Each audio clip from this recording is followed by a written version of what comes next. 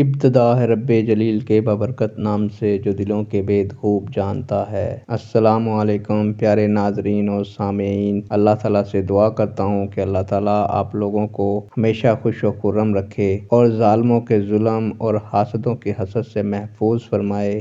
دوستو، آج کی میری ویڈیو کا عنوان ہے کہ دوران صحبت وہ کون سے سنت عمل ہیں جن کو پورا کرنے سے اللہ تعالیٰ باحیا اور نیک صالح اولاد عطا فرماتے ہیں۔ دوستو، امید کروں گا کہ یہ ویڈیو آپ کے علم میں اضافہ کرے گی اور آپ اس ویڈیو کو شیئر کریں گے، چینل کو سبسکرائب کریں گے۔ شیئر آپ اس لیے کریں کہ یہ ایک صدقہ جاریہ ہے کہ جو شخص بھی اس معلومات کو دیکھے گا، سنے گا اور سمجھے گا، اگر اس پر عمل کرے گا تو اللہ تعالیٰ اس کا ہمیں اچھا اجر عطا فرمائیں گے۔ بڑھتے ہیں ویڈیو کی جانب۔ دوران صحبت وہ کون سے سنت عمل ہیں جن پر عمل کرنے سے اولاد نیک پیدا ہوتی ہے؟ پیارے دوستو، جس وقت میاں بیوی کو خلوت حاصل ہو اور آپس میں رغبت غلبہ کرے تو قبل مجامت تو پہلے بسم اللہ 3 بار، سورہ اخلاص اور معوذتین 3 بار پڑھنے کے بعد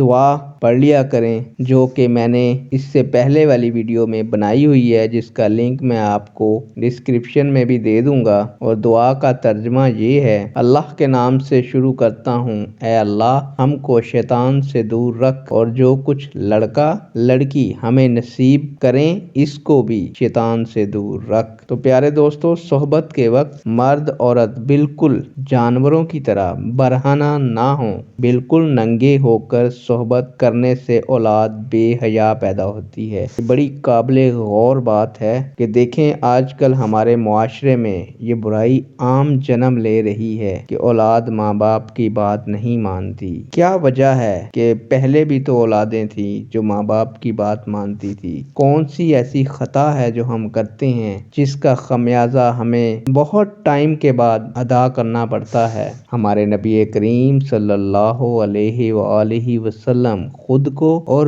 بیوی کو سر سے پیر تک چادر یا کسی کپڑا سے ڈھانپ لیا کرتے تھے اور آواز پست کرتے تھے اور بیوی سے بھی فرماتے تھے کہ وقار کے ساتھ رہو۔ دوستو، نبی کریم صلی اللہ علیہ وآلہ وسلم نے فرمایا کہ کوئی شخص مسئلے چوپائے کہ اپنی زوجہ پر نہ جا پڑے، بلکہ اس کو چاہیے کہ پہلے بوس و کنار اور آہستہ بات چیت سے آمادہ کرے۔